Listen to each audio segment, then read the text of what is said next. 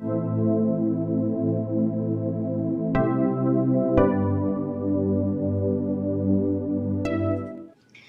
to AETCM, the Emergency Medicine channel. Today we will be discussing about one of the most common pediatric emergencies we present here. A 1-year-old boy was brought to ER with complaints of one episode of seizure 4 hours back. Initial 10-second assessment of the PAT triangle. Appearance was child's tone was normal. Interact child was irritable. Child's color was normal. Child was little sick looking and sound was also normal. Breathing, respiratory rate was 43 per minute. What are the color changes you can see in a child? Cyanosis can be there or mottling can be there in case of hypotension. Then saturation 100% in room air. There was no use of axillary muscles of respiration, no nasal flaring, no cyanosis, and air entry was bilaterally equal. CRT was less than 3 seconds and heart rate was 120 per minute. Moving on to the primary survey. Primary survey, airway was patent for the child and there was no pooling of secretion, gurgling, hoarseness or stridor for the child. When you talk about the airway in a child, what are the abnormalities you anticipate in this type of child?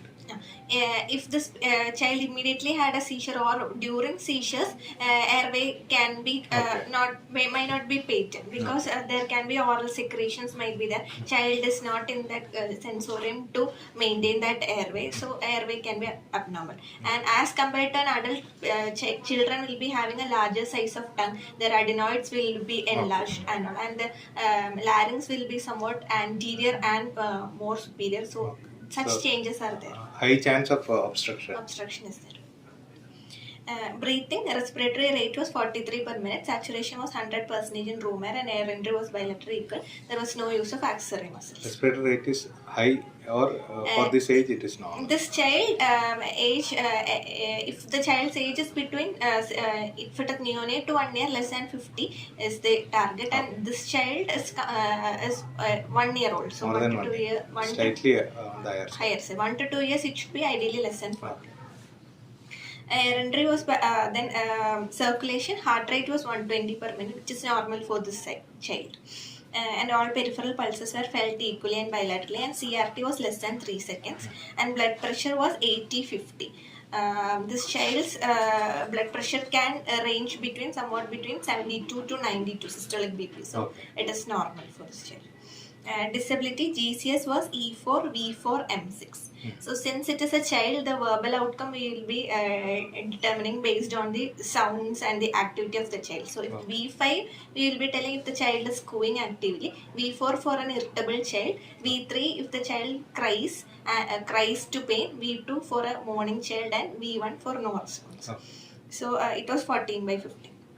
Pupils were 2 mm bilaterally reactive, and exposure temperature was 100 degree Fahrenheit, and hypothermia was prevented by warm blanket. GRBS was not checked at that time because the child was alert. We thought we will check during cannulation. Adjuncts to primary. But always better to check the GRBS first itself, especially in seizures. Why you want to check the sugar in the seizure patient? The most common cause of seizure can be a hypoglycemia, and it is common in neonates and in infants. It is one of the most common cause of seizure. The other reason to check a GRBS? Most common cause of seizure in a child is not hypoglycemia. Febrile seizures. Okay. Otherwise, feeding will be reduced. Chance of hypoglycemia is more. Chance of child is febrile, so feeding will be reduced. So there is high chance of hypoglycemia. How many children you have seen who is having hypoglycemia in emergency room? Hypoglycemia, physiologically it is not possible for a normal child. Somebody is starving for many days, it's okay. It's not very common. Hypoglycemia is a cause for seizure, that's okay, but that is not very common in any of the patients who come to this type of ER. But there is a reason for checking sugar.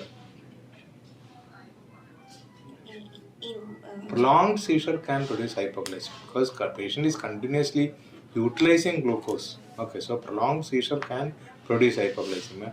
Hyperglycemia can produce seizures. Hyperglycemia in a child is one of the cause for like loss of consciousness in a child is type 1 diabetes and going for decay. Not very common in our center, but all over the world, hyperglycemic seizures are common because of decay, especially in child. Okay. But however, this patient is having normal blood sugar. So we are checking blood sugar to see whether the patient has gone to hypoglycemia because of seizure, or hypoglycemia is producing seizure-like activity that is common in elderly who is taking insulin or OHS. Rarely in children also it can occur. Or the patient has developed hyperglycemia-induced seizure. Okay. Adjuncts to primary survey, we have asked, we have placed 2 large bore IV cannulas and we checked the GRBS. That was 98 milligram per deciliter, which was normal. And what are the other routes we can prefer in a seizure case? Suppose you don't get a IV cannulation. Drugs, the first line agent for a seizure is benzodiazepine, so which can be given through an intranasal route or a IM route or per rectal route. Okay. So all routes are available. See, diazepam or midazolam, diazepam especially can be given in all routes. And since this child was not actively seizing and since this child was febrile, we gave paracetamol per rectally, 15 milligram per kg. I expected weight is 9 kg, so 135 milligram was given per rectally, and we also started tepid sponging. And at this point, arterial blood gas analysis was not. How do you do tepid sponging? Tepid sponging, we will have to use lukewarm water should be used, and it should be kept in the axilla, and throughout the body it should be white. Okay. So mainly axilla should keep to reduce the temperature, but you can wipe all over the body. Then since this child had a history of seizure on the same days, then so we will have to anticipate for another seizure episode, and we will have to arrange the drugs necessary for that weight. So that time also patient had fever and seizure. History of seizure 4 hours back, but when child presented to our ER, child was in a conscious state, but fever was there. Febrile and he seized. History of seizure was there. Okay. So we had to arrange, we use a mnemonic called as wet flags. Okay. So first we will have to calculate the weight of the child. So if the mother knows the weight, well and good, otherwise we will have to calculate it. So we use the formula age into 2 plus 8 will be used. Okay. So this child will be somewhat coming at 9 kg. Okay. Then we will have to calculate wet W for weight. Then E for energy. Energy means when we have to, if the child goes into a cardiac arrest and in such situation, we will have to calculate the joules. So first shock we will be giving 2 joules, second shock 4 joules and maximum 10 joules. So depending on that, 18 joules, 36 joules and 90 joules should be noted down. Then tube size, ET tube size should be age divided by 4 plus 4. So somewhat around 4 to 4.5 is the tube size. Then F is for fluids. Fluids, if the child is in hypotension, we will be have to give 20 ml per kg fluid. So it will be coming as 180 ml fluid as a bolus. And for maintenance fluid, we use the Holday-Sagar formula. According to that, it will be coming as 36 ml per hour. And L is for flax, L is for lorazepam. So lorazepam dose, if we are giving it as an IV, we will have to give 0.1 to 0.2 ml per kg. Or if we are giving through an intranasal or intramuscular route, we will be giving 0.2 so mg per kg. And if we are planning to give per rectally, then we will have to give 0.5 mg per kg. That is diazepam also, when we are planning to give per rectally, we will have to give 0.5 mg per kg, maximum 20 mg we will be giving. And we also have Midazolam Nasal spray. So each puff will contain 0.5 milligram. So in this child we will have to give almost 3 to 4 puffs should be given when this child develops seizures. And we will also have to arrange for a small oxygen mask if at all the child seizes, and cardiac monitors also should be arranged. Then adrenaline dose, flax, FL. Why we are keeping oxygen? Sometimes when we are managing a seizure case, most of the time we have to keep oxygen, especially in a child like this. Why we are keeping oxygen? Because if this child is their airway might not be patent, and one of the most common cause of cardiac arrest is hypoxic cardiac arrest. We don't want hypoxia, and this child will be given benzodiazepines also. That can itself cause a respiratory depression. What is a common chronic complication of a recurrent seizure? Brain involvement. Is whatever case you can see here, somebody is having chronic seizure activities. They have mentally retardation mostly because of these recurrent hypoxic episodes, especially outside hospital. Inside hospital, anyway, we'll monitor the oxygen, give. But as a routine to be done by a EMT, whenever somebody is seizing, if there is no vomiting, put him on oxygen. Okay, otherwise, a patient chronically they develop hypoxemic brain injury and they have that problem. Development problems can be there. So better to start on oxygen, but inside hospital we always see the saturation and give. And in the wet flags, A for adrenaline. Adrenaline, the dose is 0.01 mg per kg. So this child 0.09 mg.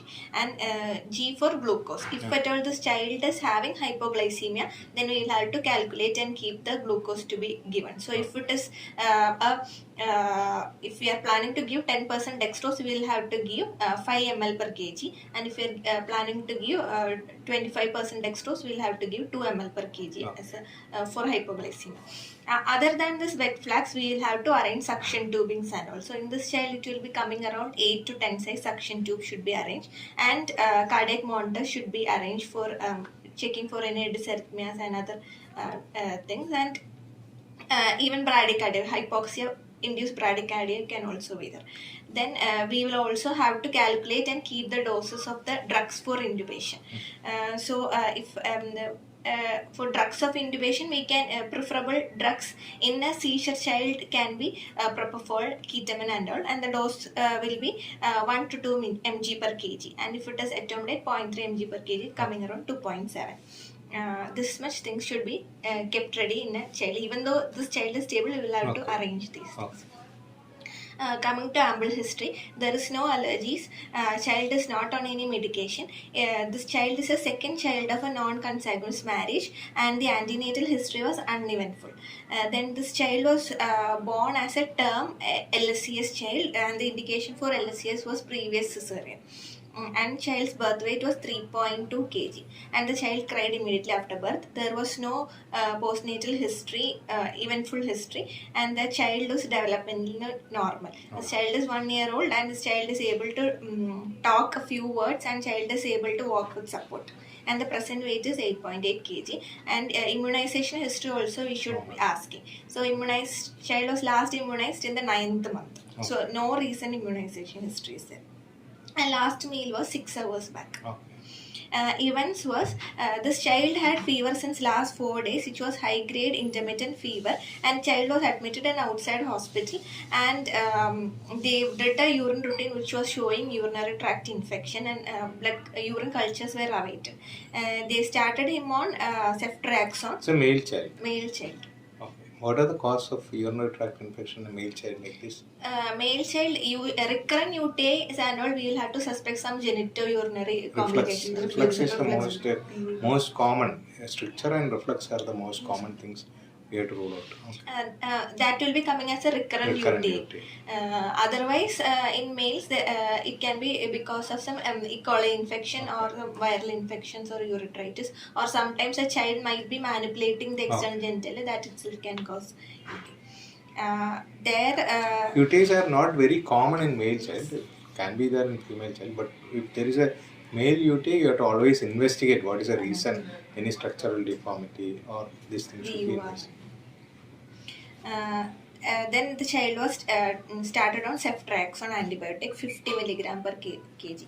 Then this child, on the 4th day of fever, the child developed GTCS lasting for 5 to 7 minutes, and it was aborted with 1 mg per kg of lorazepam, and followed by they gave phenytoin. 180 milligram phenytoin was given over 20. When you are giving ceftriaxone, is it a seizure or seizure potential drug? Unlikely. Ceftriaxone is a penicillin drug in a given individual. So those who are prone to develop ceftriaxone itself can prone seizures. So we have to be very careful telling that it is a febrile seizure. Okay. So So we have to document this patient had developed seizure on treatment with ceftriaxone. Sometimes ceftriaxone itself, in a patient who is prone for seizure, it can produce, not in all patients. There was no previous seizure history in the past, and there was no history of trauma, and there was no focal neurological deficit after that. Even though the child had a postictal confusion for 2 to 3 hours, then the child there was no other deficits. There is no history of any drug exposures or any history of any contact with alcohol or any drugs taken by the elders in the family. And we got a positive history of that the child's mother had a history of seizure on the 70th day of life, and this child's mother again had seizure till the age of 15 years. Okay. And the child's mother was taking phenobarbital till the age of 20 years. Okay. Moving on to systemic examination, child's chest was clear only. Per abdomen examination was soft, not done. There was no renal angle tenderness or suprapubic tenderness. And central nervous system examination, there was no focal neurological deficits, and meningeal signs were also negative. Okay. And cardiovascular system examination was within normal. Okay. Lab investigations. So in a seizure child, we will have to first look for the rule out hypoglycemia, which was ruled out. Then we will have to, since there is a history of fever and all, we will have to check for the counts. So total count was 14,000 with the HB of 12.2, platelets were more than 3 lakhs, and CRP was 46.6 milligram per deciliter, which was elevated.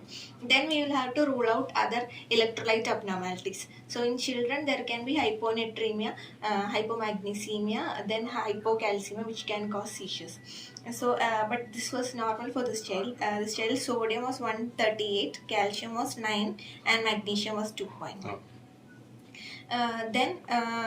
Then comes the role of neuroimaging. Neuroimaging is usually advised only if there is a persistent focal neurological deficit or EEG abnormalities in child, and if there is any recurrent seizures, and if the child is not regaining sensorium only, we will be planning for a neuroimaging. Then we can do an EEG for the child. So EEG was done for this child, which was normal, and urine culture was sent, which was showing Citrobacter coceri, which was sensitive to piperazine tazobactam. So we started on Piptas. This was the management of this child. Okay.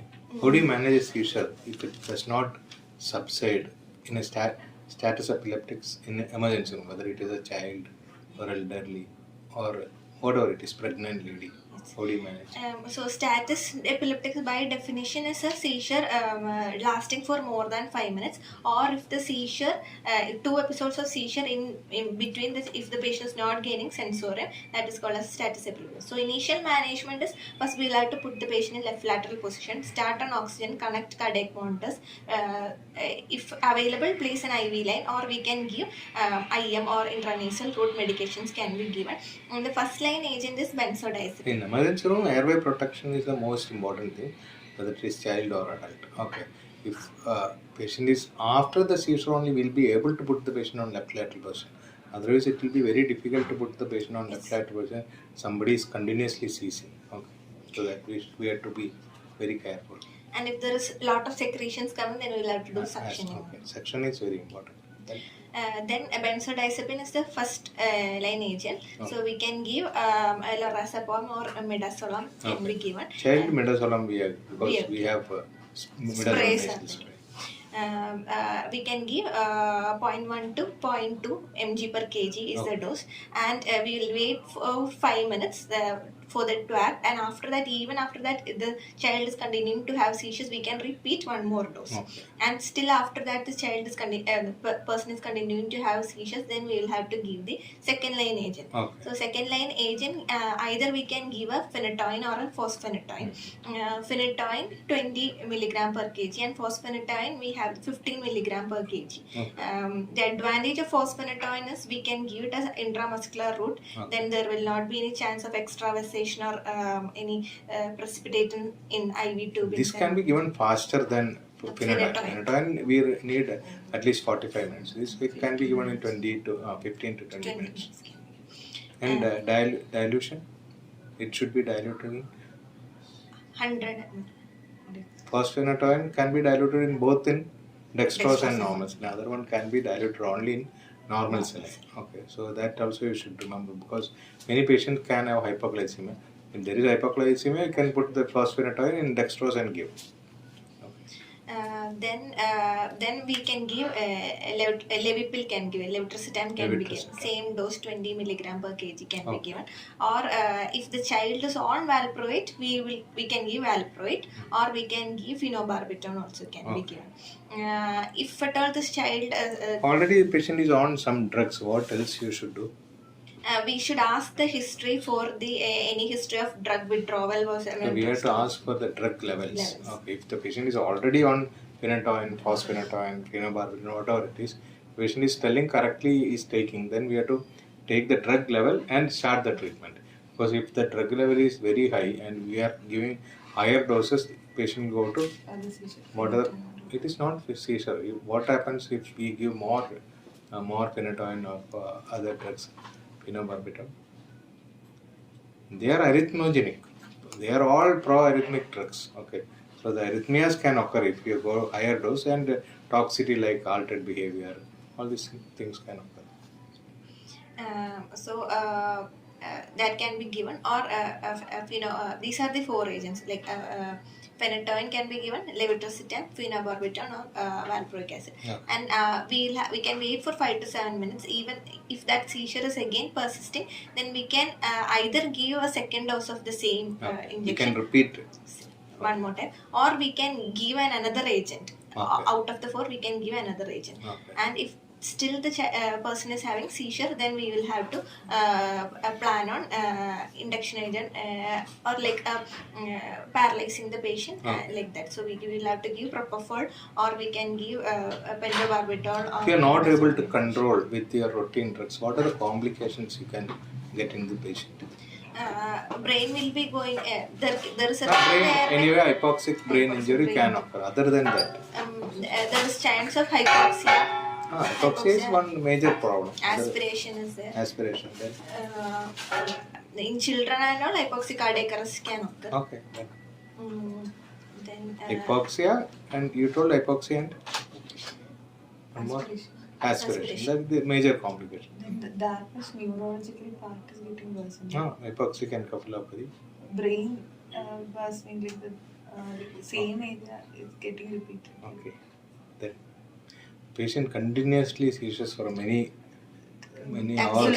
CK like this. What happens? Rhabdomyolysis is a major complication. If you are not able to control the seizure with your anesthesia agents, then the patient definitely go to renal failure. Patient develops rhabdomyolysis, hyperkalemia, renal failure. These are the chronic acute complication if you are not able to control in ER. Okay. So we can, as the 4th line treatment, we can give propofol can be given. So propofol 1 to 2 milligram per kg, followed by a propofol infusion, or midazolam infusion can be started, and or pentobarbital, which is usually preferred in neonates. Okay. What are the major reasons for seizure according to age-wise? Age-wise, you take neonates, children, adult, elderly, like that. Neonates, it can be because of some maternal risk, like if there is a exposure to any torch infections like HSV infection or CMV infection or streptococcus agalactiae infection and all, that can cause seizures. So meningitis and encephalitis is the common cause for early in the life. Yes. Then like during birth, they can have hypoxic brain injury, all these things. So drugs. Any drugs given to mother. Okay. Then other complications like any prolonged labor or any hypoxic brain injuries can happen. Little more elder child. There can be infections. Like febrile seizure is one important thing. From 6 months to 5 years, febrile seizure is common. It will usually, by definition, it will be coming in the first 24 hours of fever, and it will be a generalized tonic-clonic seizures, and it will be only one seizure will be there in that 24 hours time. Then other causes can be other infections, mostly like streptococcus, streptococcal infection or H influenza infection, Neisseria. Okay. Anyway, meningitis is one major cause. Meningitis or encephalitis. Okay. Then other causes can be any exposure to any toxins or drugs or alcohol or some agents like camphor. These things accidental in adult. exposure. These are in adult. Children are accidental. Okay, accidental. Accidental. In adult, alcohol. Alcohol is one of the major causes. CVA. CVA. Okay, Then hyponatremia. Hypoglycemia. Then meningitis. Meningitis, encephalitis. Then drug withdrawal. Okay. Then drugs, which can. So the major cause you are not telling in ER. Bleed. Head trauma. Head trauma is one of the major cause for seizures in emergency room we are seeing. Okay, but other causes you told all can be there, but head trauma is one of the major thing can have seizure presentation. Then in elderly individual, almost same causes. Then Drugs. little different type of causes. Tumors. They can have tumors, scar epilepsy, again meningitis, encephalitis, head trauma. All these things will come, but tumors will become major cause for seizures in elderly. It can occur even in young adult or whatever it is, but elderly they will become more prominent. Okay. And in children, when we are taking the algorithm for seizures, first we will have to ask the child whether the child is having any seizure history or not. If it is seizure, it can be breakthrough seizures. We will have to ask whether the child has outgrown the dose of that. That means child's dose is not adequate for that weight or not. Okay. And if that is ruled out, then we will have to ask any history of head trauma. Then if that is ruled out, then we will have to ask history of fever. That it can be either due to an infection or anything. Or then we will have to check for any focal neurological deficit. Child might be having any brain abnormalities, any AV malformations or any ICS soil, something like that. Then we will have to look for any ask for any history of drugs or toxin intake. Then if that is also ruled out, we will have to also think about the dysarrhythmias like prolonged QTC and these things should be done. And in young children, we will have to also think about the inborn errors of metabolism. Okay. How do you treat that type of patients, inborn error of metabolism coming with seizures? Actually, we have to find out what is the reason. It's not our duty. The neurologist will find out. But most of them will have high seizure potential when they take high protein diet. So, protein restricted diet is actually recommended for this type of children. Okay. But after understanding what is the reason for the seizures, okay, what are the advices you can give for the patient who come with a recurrent seizure to emergency room? What are things they have to take care? In adults and all, driving, swimming and all should be taken. And if at all they have a tag and all, like for anaphylaxis and what are things they should avoid? One is driving, all these things. To prevent seizures, what are the precautions they have to take? Medicine should be taken properly. Medicine should be taken properly. Other drugs, over-the-counter drugs should be okay, that's also okay. Then sleep should be adequate. Sleep is most important. They have to take proper sleep. Then you have to avoid some sunlight, stress. Then flickering lights, TV screens, flickering TV screen. These are the common cause for triggering of seizures. Okay, somebody is having a seizure. If they see the flickering of light, they can get the seizure. Okay, so that is also very important. Okay, then children, we can ask the parents to have this Midazolam Nasal spray and to abort it. Okay. So what are the reasons for not refractory seizures? Not getting control with routine medicines? It can be either because of any neurological abnormality which was already present. Okay. Then toxins. Somebody is get admitted in ER with seizure. You are giving medicine. They are not responding to that, or their seizure is increasing. What are the reasons? we should look for the other non-epileptic causes also. But it should get controlled, no? Tumors. Which type of seizure will be aggravated after giving phenytoin or phenobarbital? Due to increased level of the phenytoin, supratherapeutic. That produces arrhythmias than seizure. Seizure can be produced, but it produces more arrhythmias. Carbamazepine itself can cause seizures.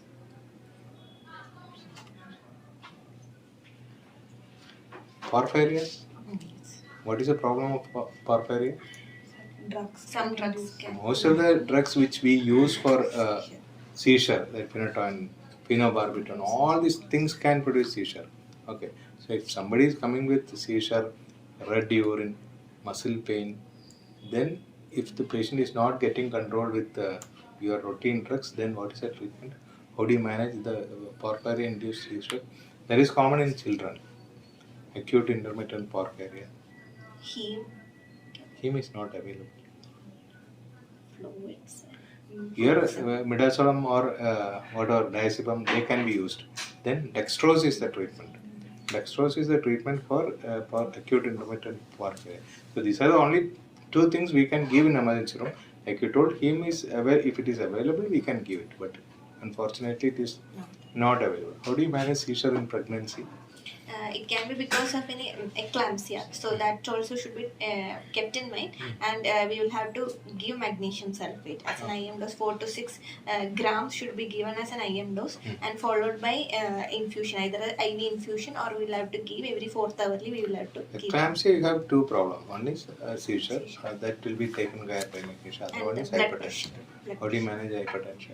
We will have to give the antihypertensive, preferably labetalol, 20 milligrams should be given, and blood pressure should be controlled, or labetalol infusion. Okay. How do you manage seizure in a case who is having tumors in the brain? Edema, mostly due to edema. Steroids. Okay. There steroids are useful. Okay. So in that case, if you don't give steroid, that edema will not be subsided. What are the conditions you ask for imaging in seizure? In ER, we should know whether CT or MRI should be taken or not, because many cases come here with seizure. When will you ask for CT or MRI? After ruling out hypoglycemia, dyslipidemia and all, then if it is a first onset of seizure, we can take a CT brain to look for any neurological abnormalities or any bleed or anything. Okay. Or if we are suspecting AV malformation, angiogram also should be taken. Okay. If there is any focal neurological deficit. Okay. In a first onset seizure, any case you have to take this one. Somebody is having a seizure, previous history of seizure. In that case, when will you take change in the pattern. Change in the pattern, or if the seizure is not getting controlled with your routine drugs, if it is increasing even with your drugs, then you'll have to go for CT scan or MRI. Okay. There you want to rule out a bleed. Okay. Then if this patient is having any VP shunt or anything, we will have to, that itself can cause infection and seizures. The shunt block or the infection secondary to the procedure all can cause seizures. What happened to this child? This child this child was treated with antibiotics and the child was discharged. So we didn't consider it as a typical seizure because the fever, the seizure came on the 4th day of fever, and there was a family. So here you have to strongly think about the drug-induced seizure, because whatever drug you are using, like this penicillin, piperacillin, tazobactam, ceftriaxone, all can produce seizure. If the child develops seizure because of crystalline penicillin, the same child can have seizure on ceftriaxone. Same child can have seizure on piperacillin, tazobactam.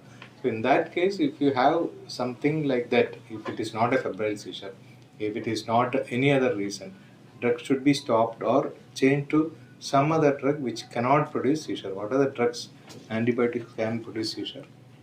Fluoroquinolone is the most common drug. Then all these penicillins, all penicillin, meropenem has got a higher chance than any other penicillin. So we should change this drug to a drug which may not cause seizure at all. Okay, so that we should take care. Okay, anything else you want to tell? Thank you.